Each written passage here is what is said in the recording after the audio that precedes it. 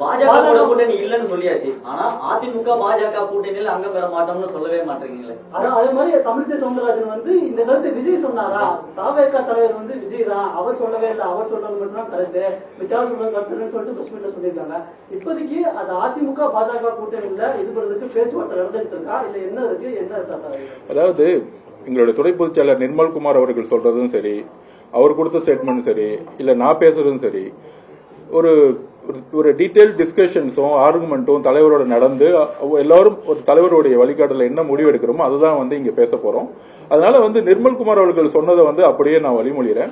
நீங்க சொல்ற மாதிரி அதிமுக வந்து நீங்க வந்து பேச்சுவார்த்தை பண்றீங்களா அப்படின்னா, தலைவர் வந்து மாநாட்டில் முதல் முறையா அவருடைய ஸ்பீச்சை நீங்க நல்லா பாருங்க.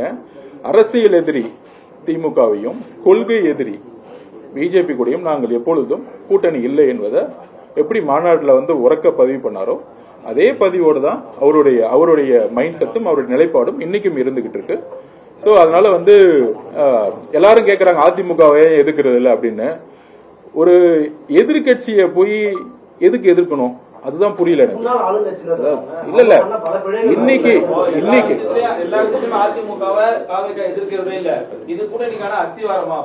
ஒரு நிமிஷம், அதிமுக பிஜேபியோட சேர்ந்த உடனே அடுத்த நாளே ஸ்டேட்மெண்ட் வந்துருச்சு, அதிமுக பிஜேபியோட சேர்ந்தது தவறு அப்படின்னு ரொம்ப தெளிவா ரெண்டு பேஜ் ஸ்டேட்மெண்ட் வந்து உங்களுக்கு வந்துருச்சு. அதுக்கு மேல என்ன எங்களோட நிலைப்பாடை நாங்க சொல்லிட்டோம். அதுக்கு மேல வந்து என்ன பண்ணணும், அவங்க வந்து பவர்ல கிடையாது. மக்கள் ஆல்ரெடி அவங்களுக்கு வந்து ஒரு பனிஷ்மெண்ட்ஸ் கொடுத்து அவங்களுக்கு வந்து ஆல்ரெடி வந்து பல தேர்தல்களில் தோல்வியிட்டிருக்காங்க. ரீசெண்டா நடந்த 2024 தோல்வியிட்டிருக்காங்க.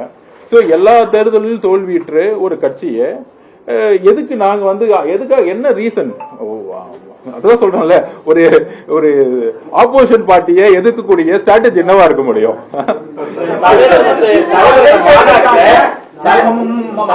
திமுக ஜெயிக்க வச்சுக்காங்க நீங்க சொல்லிட்டீங்க. அப்ப அந்த ஆட்சி கிளீனான ஆட்சி தானே 2021 ஜெயிக்க வச்சாங்க. இந்த 4 வருஷம் என்ன நடந்துச்சு? அதுக்கு நான் சிறந்த உதாரணம் சொல்லிடுறேன். இந்த 4 வருஷமா தலித் மக்கள் இந்த 50 வருஷத்துல பாதிக்கப்பட்டதால் அதிகமா பாதிக்கப்பட்டிருக்காங்க. நேற்று நடந்த போன வாரம் நடந்த வடகாடு பிரச்சனையா இருக்கட்டும், வேங்கவேல் பிரச்சனையா இருக்கட்டும், அது தொட்டு பல்வேறு இடத்துல கோயிலுக்குள்ள போக முடியாத பிரச்சனை, வைக்கத்துக்கு போய் தொடங்கி வைக்கிறார் மாண்புமிகு முதலமைச்சர். ஆனா இங்க இருக்க கோயில் எல்லாம் போய் உள்ள போனால பூட்டி வைக்கிறாங்க. அந்த ரிப்போர்ட்ஸ் போதா இல்லையான்னு தெரியல. பிபிசியோட அறிக்கையை வந்து வெளியிட்டு இருந்தாங்க. எத்தனை கோயில்ல தமிழக அரசு ரெவன்யூ டிபார்ட்மெண்ட் மூலமா கோயில பூட்டி வைக்கிறாங்க. அதாவது ஒண்ணு புரியல, எல்லாரும் சமம்னு சொல்லும் பொழுது ஒரு கோயிலுக்குள்ள வந்து ஒரு 50-100 பேர் போகக்கூடாதுன்னு சொல்லும் போது காவல்துறை அவங்க மேல நடவடிக்கை எடுக்கிறதுக்கு ஏன் தயங்குது? அப்பதான் இங்க சாதியின் அடிப்படையில் செயல்படக்கூடிய அரசியலா இது இருக்கு. சோ ஆனா மக்கள் வந்து சாதியின் அடிப்படையில் ஒரு தலைவனை தேர்ந்தெடுப்பது கிடையாது. அது 2026 மாறும். அதே போல விவசாயிகளுடைய பிரச்சனை இன்னைக்கும் திருவண்ணாமலையில சிப்காட்ல போராடிட்டு இருக்காங்க.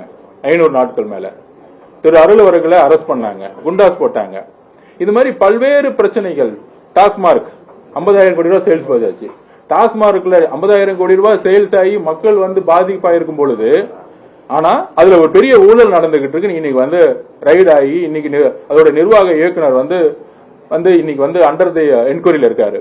சோ இது மாதிரி எல்லா துறையிலையும் ஊழலை மட்டுமே அடிப்படையாக கொண்டு அந்த ஊழலை வந்து மறைக்கிறதுக்காக சமூக நீதியும் பிஜேபி எதிர்ப்பு மனநிலையும் மட்டுமே காமிச்சு இத்தனை காலம் அரசியல் ஜெயிச்சதுக்கான காரணம் பிஜேபியுடன் அதிமுக சேர்ந்ததுனால அந்த ஒரே ஒரு பிளானோட வந்து அவங்க ஜெயிச்சுட்டே இருந்திருக்காங்க. தமிழக வெற்றி கழகத்துடைய தலைவர் விஜயனுடைய வருகை உண்மையான அரசியலையும் வெளிப்படைத்தன்மையான அரசியலையும் உருவாக்கும் அப்படிங்கறதா எங்களுடைய